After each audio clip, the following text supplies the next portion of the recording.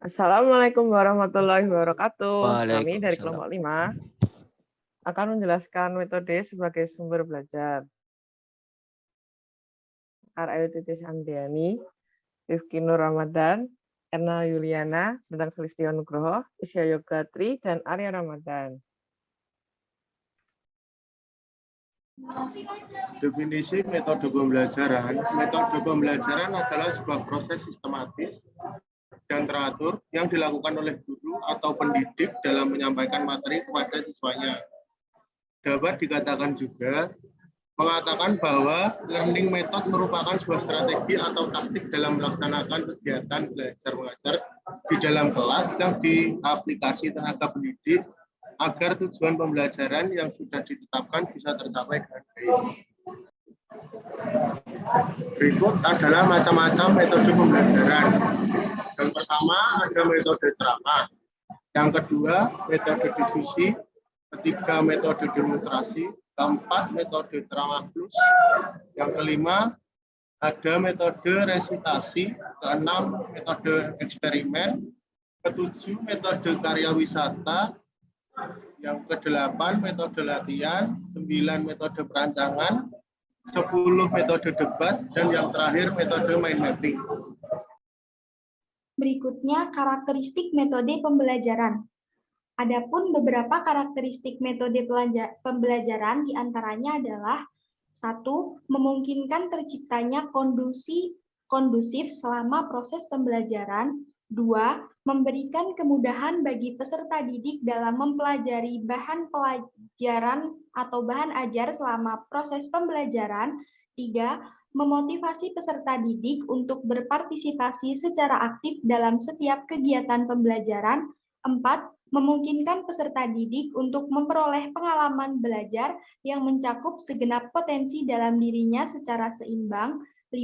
Memungkinkan peserta didik untuk melakukan refleksi secara bebas terhadap pengalaman belajar yang diperoleh ketika berinteraksi dengan lingkungan sekitar. Dan yang keenam, mendorong tumbuh kembangnya kepribadian peserta didik, utamanya sikap terbuka, demokratis, disiplin, bertanggung jawab, dan toleran, serta komitmen terhadap nilai-nilai sosio-budaya bangsanya. Adapun dalam menetapkan metode pembelajaran, terdapat kriteria dalam pemilihan metode pembelajaran, yang mana kriteria ini biasanya ditetapkan ketika dalam tahap perencanaan. Kriteria tersebut adalah yang pertama, kompetensi yang ingin dicapai melalui pembelajaran. Yang kedua, bahan pengetahuan yang akan disajikan melalui pembelajaran. Bahan ini sebagai sarana pembentukan kompetensi atau kemampuan peserta didik yang akan tercapai melalui proses pembelajaran. 3. Karakteristik peserta didik. Peserta didik sebagai sasaran bentukan memiliki karakteristik yang berbeda antara yang satu dengan yang lainnya. Hal ini perlu mendapatkan perhatian dalam pemilihan metode. 4. Berpedoman pada tujuan. Tujuan dapat memberikan pedoman yang jelas bagi guru dalam mempersiapkan segala sesuatunya, termasuk dalam memilih metode pembelajaran. 5. Kemampuan guru. Kemampuan guru yang berpengalaman tentu lebih berkualitas. Dari latar belakang pendidikan dan pengalaman mengajar akan mempengaruhi bagaimana cara pemilihan metode mengajar yang baik dan benar. 6. Situasi kelas. Yang ketujuh, kelengkapan fasilitas. Penggunaan metode perlu didukung oleh fasilitas. Fasilitas yang dipilih harus sesuai dengan karakteristik metode mengajar yang akan digunakan. Dan yang terakhir ada kelebihan dan kelemahan metode. Setiap metode mempunyai kelebihan dan kekurangannya. Dua sisi ini perlu diperhatikan guru supaya nantinya guru dapat menetapkan mana metode pembelajaran yang paling cocok untuk diterapkan di suatu lingkungan belajar yang ada. Ya, kemudian ada mengelola metode pembelajaran dengan tepat. Pengelolaan pembelajaran adalah suatu upaya untuk mengatur, manajemen, mengendalikan aktivitas pembelajaran berdasarkan konsep-konsep dan prinsip-prinsip pembelajaran untuk menyukseskan tujuan pembelajaran agar tercapai secara lebih efektif, efisien, dan produktif yang diawali dengan penentuan strategi dan perencanaan dan diakhiri dengan penilaian. Pada pengelolaan metode pembelajaran terdapat 4 tahap. Yang pertama yaitu tahap perencanaan. Di dalam tahap perencanaan tersebut terdapat tujuan pembelajaran, karakteristik materi pembelajaran, ukuran kelas, kepribadian dan kemampuan guru, karakteristik siswa, waktu, serta sarana dan prasarana yang tersedia. Kemudian tahap yang kedua yaitu pengorganisasian. Dalam tahap pengorganisasian, metode pembelajaran perlu memperhatikan isi pembelajaran yang akan disampaikan, sehingga metode yang ditentukan sesuai dengan isi materi yang akan disampaikan. Pengorganisasian isi materi sendiri terdiri dari 2 strategi, yaitu strategi mikro, mengacu kepada metode untuk pengorganisasian isi pembelajaran yang berkisar pada satu konsep, atau prosedur atau prinsip.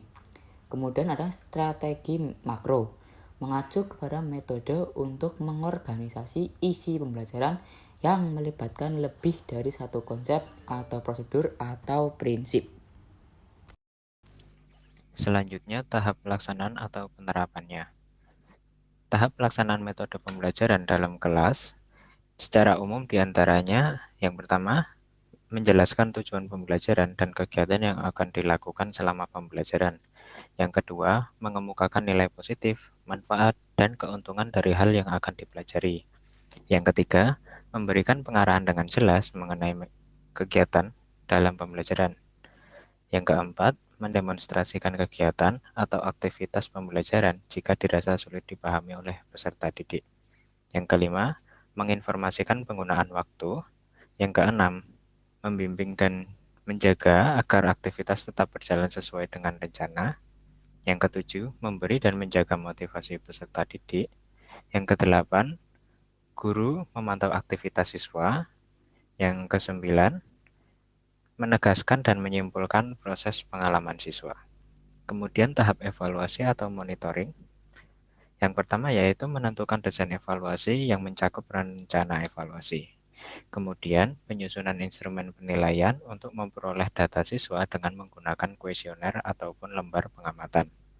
Yang kedua, ketercapaian tujuan pembelajaran dengan metode tersebut dapat dilihat dari hasil belajar siswa. Selanjutnya yaitu kelebihan dan kelemahan dari metode pembelajaran. Terdapat berbagai macam metode pembelajaran, yang tentunya setiap metode ini memiliki kelebihan dan kelemahan masing-masing. Pada contoh di sini adalah metode ceramah. Metode ceramah sendiri adalah metode di mana yang disebut one man show method. Adalah satu cara penyampaian bahan pelajaran secara lisan oleh guru di depan kelas atau kelompok. Kelebihan metode ceramah yang pertama adalah guru mudah menguasai kelas karena berdiri di depan kelas. Yang kedua, jumlah siswa yang besar atau banyak. Dan kelemahannya adalah ceramah ini kalau tanpa disertai body gesture atau peragaan akan mengakibatkan terjadinya salah paham mengenai pengertian kata-kata dan tidak mampu mengakomodir semua gaya belajar. Karena di metode ceramah ini yang diuntungkan hanyalah yang gaya belajarnya auditif. Yang lain seperti visual dan kinestetik akan kesusahan. Bila selalu digunakan terlalu lama, akan menimbulkan kebosanan bagi siswa. Yang selanjutnya yaitu kelebihan dan kekurangan metode tanya jawab.